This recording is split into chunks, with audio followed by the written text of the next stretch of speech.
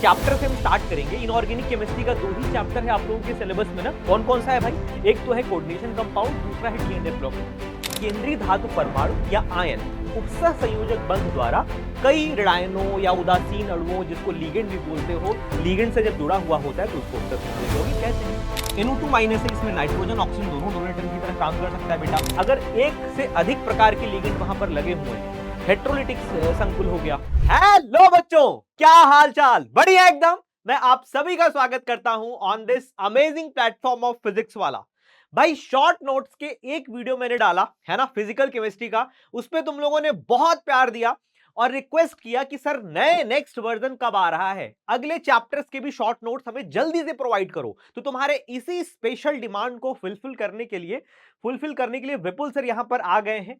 और आज के इस सेशन में हम इनऑर्गेनिक केमिस्ट्री के शॉर्ट नोट्स देखेंगे बेटा, ठीक है। यानी क्या वो रिवीजन नोट्स मेरे बनाए हुए सेलेक्टेड पॉइंट्स हैं जो कि आपको ध्यान में रखना है। इनऑर्गेनिक केमिस्ट्री के चैप्टर्स जो भी होंगे आपके सीवीटी के सिलेबस में, उन सारे चैप्टर्स के हम रिवीजन नोट्स आज के सेशन में देखने वाले हैं। और ये सेशन सच में भाई बहुत हेल्पफुल होने वाला है तुम्हारे एग्जाम पॉइंट ऑफ व्यू के लिए, क्योंकि बेटा अब इतना टाइम नहीं बचा है कि आप डिटेल में सारी चीजें देखोगे। बस एक रिवीजन की वीडियो मिल जाए तो काम बन जाए। और उसी रिवीजन की वीडियो लेकर के विपुल सर तुम्हारे सामने आ चुके हैं यार, है ना। तो चलो बिना किसी टाइम गवाए, है ना, हम इस वीडियो को स्टार्ट करते हैं और बताते हैं आपको कि क्या आपके लिए शॉर्ट नोट्स और क्या वो रिवीजन पॉइंट्स आप लोगों के लिए होगा जो कि आपको ध्यान में रखना है। ठीक है बेटा, चलो स्टार्ट करते हैं अपना ये सेशन।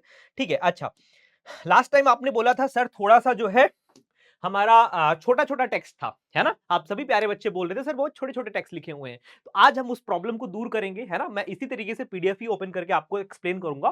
ठीक है, पहले मैं आप सभी से रिक्वेस्ट करूंगा कि इस पीडीएफ को आप लोग खुद से अपने पेन एंड पेपर पे खुद से लिखना इसको, ठीक है। उसके बाद में मैं पीडीएफ प्रोवाइड करूंगा, अभी तो मैं नहीं करने वाला हूं भाई। तो चलो यार, अब हम स्टार्ट करेंगे बेटा कोऑर्डिनेशन कंपाउंड से, यानी उपसह संयोजक यौगिक। इस चैप्टर से हम स्टार्ट करेंगे। इनऑर्गेनिक केमिस्ट्री का 2 ही चैप्टर है आप लोगों के सिलेबस में ना। कौन कौन सा है भाई? एक तो है कोऑर्डिनेशन कंपाउंड, दूसरा है D and F block element.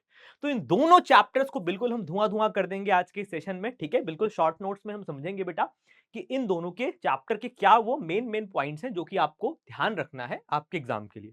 चलो बिना किसी देरी के हम अपना टॉपिक स्टार्ट करते हैं यार, है ना। तो बेटा आज आज का जो है सेशन है, सबसे पहले हम बात करेंगे कोऑर्डिनेशन कंपाउंड यानी उपसह संयोजक यौगिक। तो स्टार्ट अगर मैं बोलूं डेफिनेशन और मूलभूत अवधारणा से, तो उपसह संयोजक यौगिक होता क्या है आप सभी को मैंने बता रखा है। वे संकुल जिसमें केंद्रीय धातु परमाणु या आयन उपसह संयोजक बंध द्वारा कई ऋणायनों या उदासीन अणुओं, जिसको लीगेंड भी बोलते हो, लीगेंड से जब जुड़ा हुआ होता है तो उसको उपसह संयोजक यौगिक कहते हैं। और ये पूरी तरीके से नहीं टूटता है ना। अगर आप द्विक लवण की बात करते हो तो द्विक लवण जो होता है, अगर आप उसको वाटर के प्रेजेंस में अपना अस्तित्व खो देता है। जैसे देखो मोहर सॉल्ट हो गया, फिटकरी हो गया, कार्नेलाइट हो गया, ये सारे के सारे द्विक लवण हैं। जब आप इनको वाटर से रिएक्शन कराओगे तो जिस जिस आयनों से मिलकर के ये बना हुआ है, उन आयनों में ये टूट जाता है। लेकिन संकुल लवण नहीं टूटता, यही उसकी खासियत होती है। जो नहीं टूटता उसको हम बड़े ब्रैकेट में लिखते हैं। तो संकुल लवण क्या होता है भैया, कॉम्प्लेक्स सॉल्ट क्या होता है? वे यौगिक, देखो ध्यान से देखो, वे यौगिक जो जलीय विलयन में अपनी पहचान बरकरार रखते हैं बेटा, बनाए रखते हैं अपनी पहचान को, उसको हम कहते हैं संकुल वियोजन। ये पूरी तरीके से वियोजित नहीं होता। फॉर एग्जाम्पल K4FeCN6 है ना, तो या तो ये पोटेशियम अलग होगा और ये पूरा डिब्बा अलग होगा। डिब्बे के अंदर के इंडिविजुअल आयंस नहीं टूटते हैं। और इसी बात पे वर्नर ने अपना सिद्धांत भी दिया था कि केवल 2 ही प्रकार की संयोजकता कोई भी संकुल दिखाता है। ठीक है, अभी हम देखेंगे वर्नर के बारे में भी। पहले तो हम इंट्रोडक्शन कर रहे थे बेटा, ठीक है। तो अगर आप इंट्रोडक्शन के थ्रू इसको समझना चाहते हो तो यस बिल्कुल सही बात है भाई, है ना। देखो यहां पर आपका ये एक प्रकार का संकुल लवण है। ये 2 ही प्रकार के आयनों में बेटा क्या होता है बोलो, टूटता है। K+ और आपका डिब्बा, डिब्बा को इंडिविजुअली आप नहीं तोड़ सकते हो, ठीक है। अच्छा, अब वर्नर ने ये चीजें ऑब्जर्व किया बेटा, है ना। कंडक्टिविटी इन्होंने मेजर की थी बहुत सारे आयनों का, उसके बिहाफ पे इन्होंने अपना सिद्धांत दिया। और इस थ्योरी के लिए इनको इस जो ये बताया इन्होंने, एक्सप्लेन किया कॉम्प्लेक्स कंपाउंड्स के बारे में, इनको नोबेल प्राइज से भी सम्मानित किया गया था। बहुत रिवोल्यूशनरी इन्होंने काम किया था भाई इस फील्ड में। अच्छा, इन्होंने बोला केवल 2 ही तरीके की संयोजकता होती है किसी भी संकुल लवण की। एक होती प्राथमिक संयोजकता, एक होती द्वितीयक संयोजकता। जो प्राथमिक होती है ना, ये आयनिक होती, आयोनाइजेबल होती है। जैसे यहां पर देखो K4 था और ये डिब्बा वाला पार्ट था, है ना। तो 2 प्रकार की संयोजकता ही कोई भी संकुल दिखाता है। जो प्राथमिक संयोजकता होती है आपकी, ये आपका आयोनाइजेबल होता है बेटा। देखो ये आयनिक होता है बेटा, आयोनाइजेबल होता है। ये धातु की ऑक्सीकरण संख्या को रिप्रेजेंट करता है, जो उसका ऑक्सीडेशन नंबर होगा ना वही आपकी प्राथमिक संयोजकता होती है। ये केवल आपका जो है आयोनाइजेबल होता है। सेकेंडरी वैलेंसी क्या होती है, ये नॉन आयोनाइजेबल होती है। सेकेंडरी वैलेंसी जो होती है वो नॉन आयोनाइजेबल होती है। अब आप सोचो नॉन आयोनाइजेबल कौन सी होती थी, नॉन आयोनाइजेबल भैया आपकी होती थी, देखो ये जो कंपाउंड है, ये जो ब्रैकेट लगा हुआ है, ब्रैकेट के अंदर पार्ट को, अंदर वाले पार्ट को आप तोड़ नहीं सकते हो यार, तो नॉन आयोनाइजेबल है ये। तो मतलब 6 लिगेंड जो आयरन से बने हुए हैं, मतलब 6 क्या है बेटा, इसकी सेकेंडरी वैलेंसी है, ये तोड़ नहीं सकते आप, नॉन आयोनाइजेबल होती है यार ये, ठीक है ना। चलो ये चीज हुआ। अच्छा, ये उपसह संयोजक संख्या को रिप्रेजेंट करता है, यानी कोऑर्डिनेशन नंबर को डिनोट करता है। जो सेकेंडरी वैलेंसी होती है आपकी, वो बताता है कि उस संकुल का उपसह संयोजक संख्या क्या है, ठीक है। अच्छा, प्राइमरी वैलेंसी आपकी ऑक्सीडेशन नंबर को रिप्रेजेंट करती है बेटा, सेकेंडरी वैलेंसी आपके कोऑर्डिनेशन नंबर को बताती है, ठीक है। कोऑर्डिनेशन नंबर में भी ध्यान रखना, अगर मोनोडेंटेड लिगेंड है तब तो जितने लिगेंड है उतनी ही उसकी कोऑर्डिनेशन नंबर होगी। बाइडेंटेड लिगेंड है, द्विदंतुक लिगेंड है, तो डबल कर देना, ठीक है, क्योंकि एक लिगेंड 2 बॉन्ड बनाता है, ठीक है ना। आई होप तुम लोग इसको रिलेट कर पा रहे होगे। चलो, ये न्यूट्रल मॉलिक्यूल से सेटिस्फाई होता है यार, नेगेटिवली चार्ज कोई लिगेंड हो सकता है ना, और एक निश्चित ज्यामिति होती है, मतलब ये जो होता है बेटा इसका डायरेक्शनल नेचर होता है, ठीक है। अच्छा, चलो अब कुछ और इंपॉर्टेंट मैं शब्दावलियों पे भी बात कर लेता हूं, महत्वपूर्ण परिभाषिक शब्दावली। केंद्रीय परमाणु क्या होता है बेटा, जो सेंटर में होता है, central metal atom. For example मान लो ये मेटल है आपका और 6 लिगेंड से ही बधा हुआ है, तो जो केंद्रीय परमाणु है बेटा, ये केंद्रीय परमाणु बीच में है ना, बोलो 6 लिगेंड आपके यहां से कनेक्टेड है, ठीक है। देखो इस तरीके से 6 लिगेंड बधे हुए हैं, तो जो केंद्र में है उसको केंद्रीय परमाणु कहते हैं भैया। वो परमाणु जो लिगेंड से इलेक्ट्रॉन युग्म ग्रहण करता है, लुईस अम्ल कहलाता है। लोन पेयर ग्राही क्या कहलाता है, बोलो लुईस अम्ल कहलाता है। यहां से सीयूटी में क्वेश्चंस पूछे गए आपके। लिगेंड क्या होता है भाई, जिसके पास कम से कम एक दाता परमाणु हो, एक दाता परमाणु हो। अगर एक दाता परमाणु है तो एक दंती लिगेंड, दो दाता परमाणु है तो द्विदंतुक लिगेंड, बहुत सारे हो तो बहुदंतुक लिगेंड, ठीक है, इस तरीके से ये आपके लिगेंड हो गए। अच्छा, एक दंतुक लिगेंड बेटा, देखो एक ही दाता परमाणु है। द्विदंतुक लिगेंड जैसे एथिलीन डाइएमीन हो गया, है ना, ऑक्सलेट हो गया। बहुदंतुक लिगेंड ईडीटीए बेटा, एथिलीन डाइएमीन टेट्राएसिटेट आयन, ये इसमें बहुत सारे डोनर एटम होते हैं, है ना। षटदंतुर लिगेंड की तरह बिहेव करता है बेटा ये, ठीक है। चलो भाई ये चीज हो गई, ठीक है। अच्छा, चलो ये चीज हो गई। अब हम आगे बढ़ेंगे बेटा और बात करेंगे नेक्स्ट पॉइंट की, जो भी होता है उभयदंतुक लिगेंड। एम्बीडेंटेड लिगेंड क्या चीज होती है यार, एम्बीडेंटेड लिगेंड क्या होता है, देखो जिसके पास एक से ज्यादा दाता परमाणु हो, लेकिन एक टाइम पे कोई एक ही डोनर एटम की तरह काम करे। जैसे NO2 माइनस है, इसमें नाइट्रोजन ऑक्सीजन दोनों डोनर एटम की तरह काम कर सकता है बेटा। ONO है ना, ONO माइनस, SCN माइनस में सल्फर नाइट्रोजन दोनों दाता परमाणु की तरह काम कर सकता है, लेकिन एट अ टाइम कोई एक ही दाता की तरह काम करे, इसको उभयदंतुक लिगेंड कहते हैं। किलेट लिगेंड, जब कोई बाइडेंटेड लिगेंड हो, जब वो केंद्रीय परमाणु से बॉन्ड बनाए तो एक किलेट साइकिल बनाता है। ये बाइडेंटेड ही बना सकता है, मोनोडेंटेड तो साइकिल बनाएगा ही नहीं। इसको बोलते हैं किलेट लिगेंड्स, ठीक है। कोई द्विदंतुक या बहुदंतुक लिगेंड धातु आयन के साथ में एक रिंग का फॉर्मेशन करता है, इससे हमारी रिंग बहुत ज्यादा स्टेबल हो जाती है। इसको किलेट साइकिल के नाम से भी जाना जाता है, ठीक है ना। कोऑर्डिनेशन स्फीयर, कोऑर्डिनेशन स्फीयर क्या होता है बेटा, स्फीयर का मतलब होता है जो बड़े वाले ब्रैकेट में आप चीज लिखते हो ना, यही होता है कोऑर्डिनेशन स्फीयर। इसमें केंद्रीय धातु होता है और उससे जुड़े हुए लिगेंड लिखे हुए होते हैं, सिंपल सी बात है।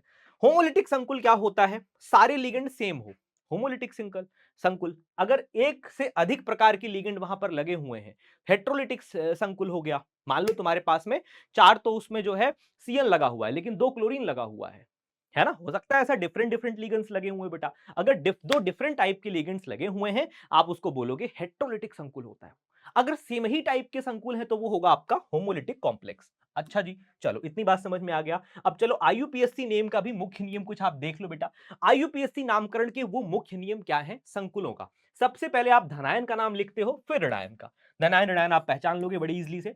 संकुल मंडल के भीतर लिगेंडो का जो नामकरण होता है, सबसे पहले लिगेंडो का नामकरण करोगे आप, है ना। अच्छा, उसके बाद आप क्या करते हो बेटा, उसके बाद केंद्रीय परमाणु का करते हो। लिगेंडो का काम जो नाम लिखते हो आप, वो अल्फाबेटिक ऑर्डर में लिखते हो, है ना। ABCD में जो पहले आएगा उसको, उस वाले लिगेंड को आप पहले नेम करोगे। अच्छा, लिगेंडों की संख्या के लिए डाई ट्राई हम यूज करते हैं। यदि लिगेंड के नेम में पहले से ही डाई ट्राई आ गया हो, जैसे एथिलीन डाइएमीन, तो उसके लिए आप बिस ट्रिस, है ना, इसका उपयोग आप करते हो। नेगेटिवली जो लिगेंड है उसके लास्ट में ओ वर्ड जोड़ देते हो, जैसे क्लोरिडो, है ना, साइनिडो, है ना, सल्फेटो। तो मतलब जो है लास्ट में आप ओ वर्ड जो है उसमें ऐड कर दोगे एज अ सफिक्स, जो नेगेटिवली चार्ज वाले लिगेंड होते हैं। अच्छा जी, यदि संकुल मंडल ऋणायन है बेटा, मान लो आपका कॉम्प्लेक्स जो है वो नेगेटिव में टूट रहा है, तो आप केंद्रीय परमाणु के अंत में, केंद्रीय परमाणु के नेम के अंत में 8 लगा दोगे, है ना, 8 लगा दोगे। जैसे फेरेट, आयरन नहीं लिखोगे, फेरेट, है ना, इस तरीके से आप लिखोगे। कोबाल्ट के अंत में है ना कोबाल्टेट, है ना, अच्छा अर्जेंटेट, इस तरीके से आप यहां पर लिखते हो। ये आपको 8 कब लगाना है केंद्रीय परमाणु के नाम के अंत में, जब आपका डिब्बा नेगेटिव में टूट रहा है, तभी करना है इसको, ठीक है। अच्छा, धातु की ऑक्सीकरण संख्या भी आपको एंड में लिखना होगा बेटा, रोमन डिजिट में, ब्रैकेट में आपको रोमन डिजिट में आप उसका नंबर भी लिखोगे। ये पूरे चरण है बेटा किसी भी संकुल का आईयूपीएसी नाम करने के लिए, ठीक है। अच्छा, नेक्स्ट टॉपिक पे हम चलते हैं बेटा, आइसोमेरिज्म यानी समावयवता क्या होता है भैया, जब किसी भी कंपाउंड का मॉलिक्यूलर फॉर्मूला सेम हो जाए लेकिन उसके लिखने के तरीके अलग अलग हो, तब वो क्या होते हैं, एक दूसरे के समावयवी होते हैं। मतलब उसका मॉलिक्यूलर फॉर्मूला बिल्कुल सेम है लेकिन आप उसको लिख अलग अलग तरीके से सकते हो, दोनों का आईयूपीएसी नेम अलग हो जाए, वो समावयवी कहलाते हैं। अच्छा जी, दो प्रकार से होते हैं समावयवता बेटा, एक होता है संरचनात्मक समावयवता, एक होता है आपका, है ना, त्रिविम समावयवता। तो संरचनात्मक समावयवता काफी इंपॉर्टेंट है, आपको पहचानना आना चाहिए। संरचनात्मक समावयवता का मतलब होता है बेटा उसका, देखो समावयवता की बात कर रहे हैं मतलब उसमें अणुसूत्र तो बिल्कुल सेम होगा लेकिन उसकी संरचनाएं अलग अलग होंगी। जैसे आयनन समावयवता बेटा, आयनन समावयवता जब आपके पास में दो ऐसे कॉम्प्लेक्सेस हों जिसका काउंटर आयन, जिसका जो काउंटर आयन है बेटा, देखो जिसका जो काउंटर आयन है वो एक्सचेंज हो। फॉर एग्जाम्पल ये काउंटर आयन यहां पर क्या है बेटा, डिब्बे के बाहर ब्रोमीन है, ब्रोमीन को आप अंदर कर दो, जो लिगेंड था वो काउंटर आयन बन जाएगा और काउंटर आयन आपका लिगेंड बन जाएगा। देखो नेक्स्ट स्टेप में यही हुआ है, ब्रोमीन बाहर था, ब्रोमीन अंदर आ गया बेटा, और सल्फेट जो था वो बाहर चला गया। तो जब आयनों की अदला बदली कर दी जाती है तो होता है आयनन समावयवता। बंधन समावयवता लिंकेज कहां पे होता है बेटा, जहां पर उभय तंतुक लिगेंड आ जाए, मतलब बंधन का तरीका अलग हो जाए, लिंकिंग का तरीका अलग हो जाए। फॉर एग्जाम्पल जैसे आपका मान लो यहां पर NO2 है, तो NO2 में एक बार तो आपका नाइट्रोजन दाता परमाणु की तरह काम कर सकता है, दूसरी बार आपका ऑक्सीजन दाता परमाणु की तरह काम कर सकता है। अब इन दोनों कंपाउंड में खास बात यह है कि दोनों का मॉलिक्यूलर फॉर्मूला बिल्कुल सेम है लेकिन लिखने का तरीका अलग अलग हो गया। किसकी वजह से अलग हुआ, लिंकिंग के तरीके से अलग अलग हुआ, बंधन के तरीके से अलग अलग हुआ दोनों, तो बंधन समावयवी कहलाएंगे यार, ठीक है। अच्छा, नेक्स्ट है बेटा उपसा संयोजन समावयवता। ये क्या होता है सर, देखो कोऑर्डिनेशन आइसोमेरिज्म कहां पर होता है बेटा, देखो जब भिन्न धातुओं के बीच लिगेंडों के इंटरचेंज हम कर दें, दो भिन्न आपके धातु है बेटा, कोबाल्ट के साथ अमोनिया लगा हुआ है और क्रोमीन के साथ साइनाइड लगा हुआ है, सीएन लगा हुआ है। कोबाल्ट के साथ अमोनिया था, कोबाल्ट के साथ देखो सीएन आ गया, है ना, और क्रोमियम के साथ सीएन था, क्रोमियम के साथ अमोनिया आ गया। मतलब लिगेंडों की अदला बदली कर दो, जिस केंद्रीय परमाणु के पास में जो लिगेंड लगा था उसको इंटरचेंज कर दो, मतलब आपने उपसर संयोजक को ही बदल दिया, उपसर संयोजक समावयवी समावयवता कहलाएगा यार, ठीक है। अच्छा, लास्ट टाइप है स्ट्रक्चरल आइसोमेरिज्म की, सॉल्वेट आइसोमेरिज्म यानी विलायक योजन समावयवता। इसमें बेटा जल के अणुओं की अदला बदली की जाती है। फॉर एग्जाम्पल यहां पर जल के 6 अणु हैं और एक क्लोरीन बाहर है, तो मान लो आप एक जल के अणु को बाहर कर दो और एक क्लोरीन को अंदर कर दो, वाटर का इंटरचेंज होना चाहिए। देखो अब 5 ही रह गया, एक बाहर चला गया, बदले में एक क्लोरीन अंदर आ गया, इंटरचेंज हुआ बेटा जल के अणुओं का, तो विलायक योजन समावयवता हो गया यार, ठीक है। ये है आपका स्ट्रक्चरल आइसोमेरिज्म। आई होप इतनी बातें सभी को क्लियर होंगी बेटा, ठीक है। चलो अब हम बात करेंगे भाई स्टीरियो आइसोमेरिज्म की, यानी त्रिविम समावयवता क्या होता है। ये दूसरा टाइप है बेटा आइसोमेरिज्म का, ठीक है। त्रिविम समावयवता के दो टाइप होते हैं बेटा, जीआई और ओआई। सर समझ नहीं आया ये कौन सी चिड़िया का नाम बोल रहे हो, GI OI. Geometrical isomerism, optical isomerism, यानी ज्यामितीय समावयवता और प्रकाशिक समावयवता। क्या होता है दोनों बेटा, देखो ज्यामिति का मतलब सिस ट्रांस आपका दोनों फॉर्म में आ जाए बेटा, जैसे वर्ग समतली और अष्टफलकी संकुलों में पाई जाती है ये।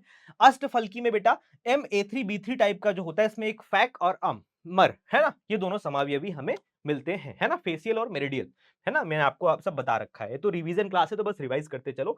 प्रकाशिक समावयवता क्या होता है बेटा, वे अणु जो एक दूसरे के दर्पण प्रतिबिंब होते हैं और अनअध्यारोपित हो, नॉन सुपर इंपोजिबल मिरर इमेजेस हो, ठीक है, वो आपके ऑप्टिकल आइसोमर्स होते हैं, ठीक है। अच्छा जी, चलो अब हम आगे बढ़ेंगे यार और आबंध सिद्धांत में वैलेंस बॉन्ड थ्योरी यानी संयोजकता बंध सिद्धांत के बारे में बात करेंगे बेटा, ठीक है। यहां पर यह सिद्धांत संकुल की ज्यामिति और मैग्नेटिक प्रॉपर्टी के बारे में बोलता है यार, है ना। अगर आपका कोऑर्डिनेशन नंबर 4 होगा तो संकरण आपका sp3 भी हो सकता है, dsp2 भी हो सकता है। sp3 पे चतुष्फलकी, dsp2 पे वर्ग समतली आपकी आकृति होती है। 4 या 6 वाले आपको ज्यादा मिलते हैं, 5 वाले तो बहुत कम देखने को मिलते हैं, बट फिर भी आप जानते रहो 5 अगर कहीं पर उपसर संयोजक संख्या है बेटा तो वहां पर उसकी ज्यामिति होगी त्रिकोणीय द्विपिरामिडी। और 6 के लिए तो अष्टफलकी ही होगी। अष्टफलकी अगर आपका D2sp3 है तब भी अष्टफलकी होगा, sp3d2 है तब भी आपका अष्टफलकी ही होगा। लेकिन जब अंदर वाले डी यूज होते हैं बेटा तो आप उसको आंतरिक कक्षक संकुल कहते हो, बाहर वाले जब डी ऑर्बिटल यूज करते हैं तो आप इसको बाह्य कक्षक संकुल कहते हो। ये भी एग्जाम में पूछा जाता है, ठीक है ना। चलो भाई, नेक्स्ट अब हम बात करेंगे बेटा मैग्नेटिक प्रॉपर्टी यानी चुंबकीय व्यवहार। आप सभी को पता है यदि बॉन्डिंग के बाद कोई अयुग्मित इलेक्ट्रॉन रह जा रहा है तो आप वो होता है अनुचुंबकीय, अगर अयुग्मित इलेक्ट्रॉन नहीं है तो प्रतिचुंबकीय। सिंपल सी बात है, तो तुम लोग निकाल के देख लोगे भाई, सिंपल सी बात है। अयुग्मित इलेक्ट्रॉन की उपस्थिति है बेटा तो आपका अनुचुंबकीय होगा यानी पैरामैग्नेटिक इंग्लिश में बोलते हैं उसको। अगर अयुग्मित इलेक्ट्रॉन बेटा सभी युग्मित हैं, कोई भी अयुग्मित इलेक्ट्रॉन नहीं है, मतलब n की वैल्यू क्या है बोलो बेटा, 0 है, उस केस में आपका प्रतिचुंबकीय होगा, कोई अयुग्मित इलेक्ट्रॉन नहीं है। फॉर एग्जाम्पल आप लोग एग्जाम्पल मांग रहे होगे तो देखो भाई 1 2 3 4 5, हाँ ठीक है, सारे के सारे, चलो हुंड के नियम से मैं भर देता हूं, है ना। चलो सारे के सारे इलेक्ट्रॉन भरे हुए हैं, युग्मित है, कोई भी अयुग्मित इलेक्ट्रॉन नहीं है, तो आपका क्या होगा बोलो, ये प्रतिचुंबकीय होगा। अच्छा जी, अगर यहीं पर मैं कुछ ऐसा डिब्बा बना दूं जिसमें सारे इलेक्ट्रॉन नहीं भरे गए हैं, मान लो 1 2 3 तीन इतना ही भरा हुआ है, तो यहाँ पे 3 अनपेड इलेक्ट्रॉन है तो अनुचुंबकीय हो जाएगा यार, ऐसे पहचानते हैं। अच्छा, उसके बाद आता है बेटा एक बहुत इंपॉर्टेंट कॉन्सेप्ट जिसको आप बोलते हो चुंबकीय आघूर्ण, मैग्नेटिक मूवमेंट। म्यू बराबर होता है square root of n into n plus two BM, Bohr magneton इसका यूनिट होता है, जहां पर n क्या है, अयुग्मित इलेक्ट्रॉनों की संख्या। एक्चुअली में आपको इतना काम करना ही नहीं है, आपको सिर्फ नंबर ऑफ अनपेड इलेक्ट्रॉन देखने हैं। अगर 3 अनपेड इलेक्ट्रॉन आ रहा है तो म्यू की वैल्यू भी 3 पॉइंट समथिंग आएगी, 1 आ रहा है तो म्यू की वैल्यू भी 1 पॉइंट समथिंग होगी, 2 आ रहा है तो म्यू की वैल्यू भी 2 पॉइंट समथिंग होगी, है ना। 5 आ रहा है तो मतलब कहने का मतलब जो आपके अनपेड इलेक्ट्रॉन की वैल्यू होगी बेटा, उतना ही म्यू की वैल्यू भी उसी नंबर से स्टार्ट होगा, पॉइंट के बाद दशमलव कुछ होगा। तो अकॉर्डिंगली आप एग्जाम में जल्दी करने के लिए इस ट्रिक का यूज कर सकते हो। चलो भाई, नेक्स्ट आता है बेटा क्रिस्टल क्षेत्र सिद्धांत यानी सीएफटी। बेटा ये क्या कहता है, ये सिद्धांत बोलता है भैया जो धातु और लिगेंड के बीच का जो बंध है ना, वो उपसा संयोजक बंध नहीं है। अच्छा फिर क्या है सर, इन्होंने बोला कि वो आयनिक बंध है, मतलब जो आपका केंद्रीय परमाणु था बेटा, इसके पास में रिक्त डी कक्षक होता है और लिगेंड जब अपना इलेक्ट्रॉन देता है तो ये बनने वाला जो बंध है बेटा ये आयनिक बंध है। ऐसा किसने बोला बेटा, ये बोला गया क्रिस्टल क्षेत्र सिद्धांत में। और इन्होंने बोला जब लिगेंड अपना इलेक्ट्रॉन देता है ना इस डी कक्षक को, तो अब यहां पर भी इलेक्ट्रॉन होता है, लिगेंड के पास भी इलेक्ट्रॉन है बेटा, तो दोनों में क्या होता है, भयंकर प्रतिकर्षण होता है बेटा। यहां पर होता है प्रतिकर्षण, यहां पर होता है बहुत रिपल्सन। इसी रिपल्सन के चलते डी कक्षक जो सारी ऊर्जा पांचों डी कक्षक की समान है बेटा, वो स्प्लिट हो जाता है और दो भागों में बढ़ जाता है। अष्टफलकी के केस में बेटा अक्षों के अनुदिश आक्रमण होता है, तो जो अक्ष वाले ऑर्बिटल होते हैं जैसे आपका डीएक्स स्क्वायर वाई स्क्वायर और डीजेड स्क्वायर, इन दोनों की ऊर्जा काफी बढ़ जाती है और नॉन एक्सियल की कम हो जाती है। एनर्जी कंजर्वेशन के, है ना, प्रिंसिपल से आप इसको जस्टिफाई कर सकते हो कि घटी क्यों, एनर्जी कंजर्वेशन के प्रिंसिपल से। अच्छा, चतुष्फलकी में ठीक इसका उल्टा होता है, क्योंकि चतुष्फलकी जो संकुल होते हैं वहां पर लिगेंड का जो अटैक होता है भैया, वो अक्षों के पे नहीं होता, अक्षों के बीच पे होता है। तो बीच वाले जो ऑर्बिटल होते हैं उनकी ऊर्जा बढ़ जाती है। फॉर एग्जाम्पल बेटा, फॉर एग्जाम्पल देखो चतुष्फलकी के केस में उल्टा हो जाता है, तो चतुष्फलकी के केस में जो dx y dz x dz y है ना, ये सब तीनों ऑर्बिटल्स की ऊर्जा बढ़ जाती है। अच्छा, चतुष्फलकी है ना, और अगर आप बोलो, है ना, एक संबंध बेटा डेल्टा टेट्राहेड्रल, दोनों की जो ऊर्जा का अंतर होता है उसको डेल्टा से डिनोट करते हैं। टेट्राहेड्रल बराबर होता है 4/9, 4/9 डेल्टा ऑक्टाहेड्रल। इस रिलेशन से भी बहुत सारे क्वेश्चंस पूछे गए हैं आपके ही सीवीटी में, मैंने क्लासेस में कराया भी है। ठीक है, टेट्राहेड्रल और ऑक्टाहेड्रल के बीच में क्या संबंध होता है ये आपको पता होना चाहिए। स्पेक्ट्रोकेमिकल सीरीज यही जस्टिफाई होता है बेटा, जब सीएफटी आया तो बताया जितना ज्यादा आपका स्प्लिटिंग होता है उतना ज्यादा वो प्रबल क्षेत्र लिगेंड होता है, जितना कम स्प्लिटिंग होगा उतना दुर्बल क्षेत्र लिगेंड होगा यार वो, ठीक है। अच्छा, तो ये इसका ऑर्डर है, ये आपको याद होना चाहिए, है ना। सबसे प्रबल होता है सीओ, फिर सीएन, फिर इथिलीन डाइमीन, फिर अमोनिया, एनसीएस माइनस, बस इतने ही प्रबल हैं। पानी से वीक स्टार्ट हो जाता है कहानी। पानी से बेटा वाटर एक दुर्बल क्षेत्र लिगेंड है, और इसके पहले वाले वाटर हो गया, हेलोजन हो गया, ये सारे सारे क्या हैं बोलो, दुर्बल क्षेत्र लिगेंड है। सर इतना याद करना पड़ेगा, एक ट्रिक बता दो ना, तो आओ तुमको ट्रिक बता देता हूं। देखो पीरियोडिक टेबल में यहां कार्बन, फिर नाइट्रोजन, फिर ऑक्सीजन, फिर इधर हेलोजन होते हैं। तो जो कार्बन और नाइट्रोजन डोनर होते हैं ना, कार्बन नाइट्रोजन जो दाता परमाणु होते हैं, ये होते हैं स्ट्रॉन्ग फील्ड लिगेंड यानी प्रबल क्षेत्र लिगेंड, एसएफएल होते हैं बेटा। ये जो ऑक्सीजन और हेलोजन डोनर होते हैं ये आपके वीक फील्ड लिगेंड होते हैं। है ना, ये जो दाता परमाणु होते हैं भैया, देखो ये दाता परमाणु वीक फील्ड लिगेंड होते हैं बेटा, है ना। तो अब इससे ट्रिक तुम लगा सकते हो भैया, देखो कार्बन नाइट्रोजन डोनर जितने भी हैं सब के सब प्रबल क्षेत्र लिगेंड है, ठीक है, नाइट्रोजन डोनर। जैसे ही ऑक्सीजन डोनर आया, देखो दुर्बल क्षेत्र लिगेंड, वीक फील्ड लिगेंड हो गया। इस ट्रिक से भी तुम अपना क्वेश्चन सॉल्व कर सकते हो, मोस्टली केसेस में आपका गलत नहीं होगा। एंड पॉइंट आता है बेटा, कॉम्प्लेक्सेस जो होते हैं संकुल, वो रंगीन भी होते हैं, यानी रंग भी दिखाते हैं, खूब रंग बिरंगे होते हैं यार ये। अब क्या रंग होता है इनका, आओ तुमको समझाता हूं। देखो जब डी इलेक्ट्रॉन संक्रमण होता है, डी ट्रांजिशन के कारण ये रंगीन होते हैं बेटा, डी ट्रांजिशन के कारण ये क्या होते हैं बोलो, रंगीन होते हैं। जब विजिबल लाइट एब्जॉर्ब होता है बेटा, तो इलेक्ट्रॉन का एक्साइटेशन होता है। जब एक्साइटेड स्टेट से ग्राउंड स्टेट में वो वापस फॉल करता है, तो जिस भी तरंग दैर्घ्य की ऊर्जा का उत्सर्जन करता है, उसके करस्पॉन्डिंग वो कलर दिखाता है, उसी के करस्पॉन्डिंग वो कलर दिखाता है ना, पूरक रंग, है ना, यानी कॉम्प्लीमेंट्री कलर्स। लिगेंड की अनुपस्थिति है तो विपाटन नहीं होगा और वो आपका पदार्थ जो है वो रंगहीन होगा, ठीक है ना बेटा। कुछ इसके की पॉइंट्स हैं, जैसे क्लोरोफिल में मैग्नीशियम, हेमोग्लोबिन में आयरन का कॉम्प्लेक्स होता है, संकुल लवण होता है बेटा, विटामिन बी 12 में कोबाल्ट का होता है, तो ये सब आपको पता होना चाहिए, है ना। सिस्प्लेटिन होता है, कैंसर के ट्रीटमेंट में यूज होता है बेटा, ठीक है। ईडीटीए का यूज जो होता है वो लेड की विषाक्तता के उपचार में हम करते हैं बेटा। चतुष्फलकी संकुल ज्यामितीय समझौता प्रदर्शित नहीं करता, क्योंकि सारी स्थितियां एक दूसरे के निकटवर्ती होती हैं, ठीक है ना, समझ रहे होगे तुम लोग। संकुल की स्थिरता पर उच्च आवेश लिगेंड का किलेशन बढ़ने पर शक्ति बढ़ती है। तो इस तरीके से बेटा आप देख सकते हो, ये कंप्लीट नोट्स था आपके कोऑर्डिनेशन कंपाउंड का। अब हम स्टार्ट करेंगे D and F block element, यानी आपका दूसरा चैप्टर जो है इनऑर्गेनिक केमिस्ट्री का। इसके शॉर्ट नोट्स को हम शुरुआत करते हैं, आगाज करते हैं बेटा। तो स्टार्ट होता है आपका, डी ब्लॉक के तत्व क्या होते हैं बेटा, संक्रमण तत्व कहलाते हैं। क्योंकि देखो एस ब्लॉक और पी ब्लॉक के बीच में एक ट्रांजिशन फेज का ये काम कर रहे हैं। एस ब्लॉक के जितने भी तत्व होते हैं वो धातुएं होते हैं मोस्टली भैया, और जो पी ब्लॉक की होते हैं वो अधातुएं होते हैं। तो धातु से अधातु की तरफ एक ट्रांजिशन हो रहा है, बीच में आ रहे हैं, संक्रमण तत्व कहलाते हैं। अच्छा, सारे डी ब्लॉक के तत्व संक्रमण तत्व नहीं कहलाते हैं। कौन कौन से कहलाते हैं, वही होते हैं जिनका डी कक्षक अपूर्ण होता है, जिनका डी जो कक्षक होता है वो पार्शियली फिल्ड होता है बेटा, ठीक है। वे कक्षक जिसमें अंतिम इलेक्ट्रॉन n-1 इंटू डी कक्षक में प्रवेश करता है, डी कक्षक डी ब्लॉक के तत्व कहलाते हैं, ठीक है। जिसका लास्ट इलेक्ट्रॉन डी सबशेल में जाए, डी ब्लॉक डी तत्व कहलाते हैं भैया, है ना। ग्रुप 3 से लेकर के 12 तक ये स्थिर होते हैं। संक्रमण तत्व की अगर आप सटीक परिभाषा बोलो तो आप बोलोगे बेटा कि जिसके परमाणु उसके किसी भी सामान्य ऑक्सीकरण अवस्था में डी कक्षक अपूर्ण आंशिक रूप से भरा हुआ होता है, संक्रमण तत्व कहलाता है। अब जो जिंक कैडमियम मरकरी होता है उसका D10 होता है, पूरा फिल्ड है यार, वो पूरा फिल्ड है, संक्रमण तत्व नहीं कहलाएगा वो। जिंक कैडमियम मरकरी जो है वो, उसको हम ट्रांजिशन एलिमेंट नहीं बोलते हैं। इसका सामान्य इलेक्ट्रॉनिक विन्यास अगर आप करना चाहते हो तो बिल्कुल कर सकते हो बेटा आप, है ना। क्या होता है n-1 D 1 से 10 और ns 1 से 2, मतलब एक जनरल इलेक्ट्रॉनिक कॉन्फ़िगरेशन, इसमें सारे डी ब्लॉक के इलेक्ट्रॉनिक कॉन्फ़िगरेशन फिट हो जाएगा, ठीक है। चलो, इसके विशिष्ट अभिलक्षण क्या है बेटा, परमाणविक त्रिज्या की अगर आप बात करोगे बेटा, तो जब बाएं से दाएं जाओगे तो स्कैंडियम से मैग्नीज तक जेड इफेक्टिव बढ़ता है तो आकार रिड्यूस होता है, घटता है। आयरन से निकिल तक परिरक्षण प्रभाव और नाभिकीय आवेश को बैलेंस होने के कारण आपका साइज लगभग सेम रहता है। अच्छा, कॉपर और जिंक में इलेक्ट्रॉनों इलेक्ट्रॉनों के बीच में रिपल्सन हो जाता है तो आकार अचानक से बढ़ जाता है, पहले घटता है, कांस्टेंट रहता है, फिर बढ़ जाता है। ये आपका साइज का है थोड़ा सा। ऊपर से नीचे जाने पर बेटा कोशों की संख्या बढ़ेगी तो आकार बढ़ता है। लेकिन अगर लैंथेनाइड संकुचन आ जाएगा, लैंथेनाइड संकुचन कहां आता है बेटा, 4D और 5D श्रेणियों में।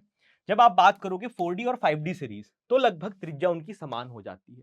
लैंथेनाइड संकुचन का कारण क्या है, पुअर परिरक्षण प्रभाव, दुर्बल परिरक्षण प्रभाव, पुअर शील्डिंग इफेक्ट। इसके कारण से जैसे जर्कोनियम और हाफनियम की त्रिज्या लगभग ऑलमोस्ट सेम हो जाती है, इनको ट्वाइन एलिमेंट भी बोला जाता है, बिल्कुल सेम साइज है। क्यों हुआ, लैंथेनाइड कॉन्ट्रैक्शन के कारण। तो ऊपर से नीचे आने पर 3D से 4D में तो बढ़ती है साइज, लेकिन 4D और 5D में लगभग समान हो जाती है, क्योंकि लैंथेनाइड कॉन्ट्रैक्शन आ जाता है।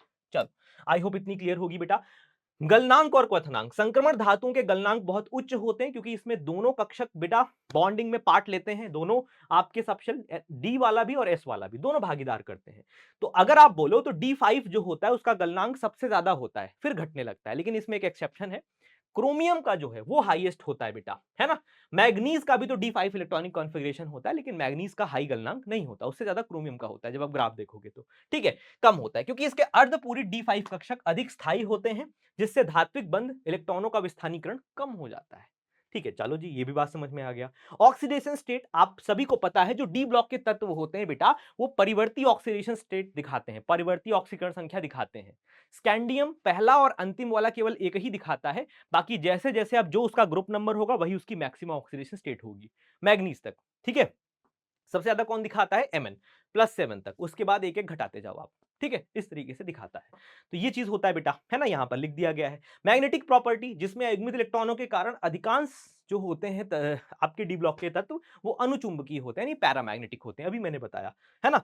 चुंबकीय आघूर्ण किससे ज्ञात कर सकते हो, मैंने बताया भी, कोऑर्डिनेशन कंपाउंड में। रंगीन आयनों का निर्माण, डीडी संक्रमण के कारण बेटा ये आपके रंगीन होते हैं, है ना। जिन आयनों में डी कक्षक पूरी तरीके से भरे होते हैं, डी जीरो हो गया, डी10 हो गया, वो रंगहीन होगा बेटा। जिसमें अयुग्मित इलेक्ट्रॉन होगा वही रंगीन होगा, बाकी रंगहीन होगा। ठीक है, कुछ इंपॉर्टेंट कंपाउंड भी है, जैसे पोटेशियम डाइक्रोमेट और पोटेशियम परमैंगनेट। डाइक्रोमेट जो है बेटा, ये क्रोमाइट अयस्क से निर्मित होता है, ये प्रबल ऑक्सीकारक होता है, ये स्ट्रॉन्ग ऑक्सीडाइजिंग एजेंट होता है बेटा। ठीक है ना। अच्छा, पोटेशियम परमैंगनेट जो होता है, ये क्या होता है, ये पायरो, है ना, पायरोलोसाइट अयस्क MnO2 से निर्मित होता है। ये अम्लीय, क्षारीय और उदासीन तीनों माध्यम में ऑक्सीकारक है। ठीक है, चलो विशेष तथ्य अगर आप बोलो, क्रोमेट डाइक्रोमेट की साम्यावस्था पीएच चेंज करने पर पीला और डाइक्रोमेट नारंगी एक दूसरे में इंटरचेंज हो जाते हैं। अंतराकाशीय यौगिक क्या होता है बेटा, देखो डी ब्लॉक के जो तत्व होते हैं ना, जो उसके जालक होते हैं, कुछ इस तरीके से जालक होते हैं भैया, ऐसे ही जालक होते हैं यार, है ना। ठीक है, अब इसके बीच में खाली स्थान है, इसी खाली स्थान पे जो छोटे तत्व होते हैं, जैसे हाइड्रोजन हो गया, बोरोन हो गया, कार्बन, नाइट्रोजन, या करके यहां पर ट्रैप हो जाते हैं बेटा। इस ट्रैप होने के बाद ये बाहर नहीं निकल पाते। अब जब ये ट्रैप हो जाते हैं इस बीच वाले खाली जगह पर, तो बनते हैं अंतराकाशीय यौगिक, और इनका गलनांक बहुत उच्च होता है। इसी तरीके के यौगिकों को कहा जाता है बेटा अंतराकाशीय यौगिक। ये बड़े ही कठोर होते हैं, मतलब इनका गलनांक बहुत ज्यादा होता है। ठीक है, शुद्ध धातुओं से आपका अधिक होता है, जैसे एग्जांपल TiC हो गया, Mn4, है ना, ये सब चीजें आपकी एग्जांपल हैं। नेक्स्ट है बेटा मिश्र धातुओं का निर्माण, यानी जब कोई डी ब्लॉक के दो तत्व मिल करके, है ना, एक मिश्र धातु बनाए, तो मिश्र धातुओं का निर्माण होता है भैया। जैसे पीतल किसका किसका कंपोनेंट है बेटा, पीतल किस किस तत्वों से मिलकर के बना होता है, कॉपर और जिंक का कंपोजिशन है। कांसा, ब्रॉन्ज, कॉपर और टिन का है बेटा। जर्मन सिल्वर, ये सब आया है सीयूटी में तुम्हारे, सेलेक्टेड है मेरे नोट्स भैया। German silver nickel, copper, zinc से मिलकर के बना होता है। बेल मेटल कॉपर और टिन से मिलकर के बना होता है। गन मेटल कॉपर, टिन और जिंक से मिलकर के बना होता है। एकदम याद होना चाहिए तुम्हारे, एकदम जबान पे होना चाहिए ये सब चीजें, एकदम सेलेक्टेड चीजें मैं लिख करके लाया हूं बेटा। ठीक है, चलो भाई एफ ब्लॉक के तत्वों के बारे में भी थोड़ा ज्ञान प्राप्त कर लो। ठीक है, इनको दो सीरीज में हम बांटते हैं बेटा। ठीक है, एक है बेटा लैंथेनाइड सीरीज, एक है एक्टिनाइड सीरीज। ठीक है, लैंथेनाइड को 4F, एक्टिनाइड को 5F।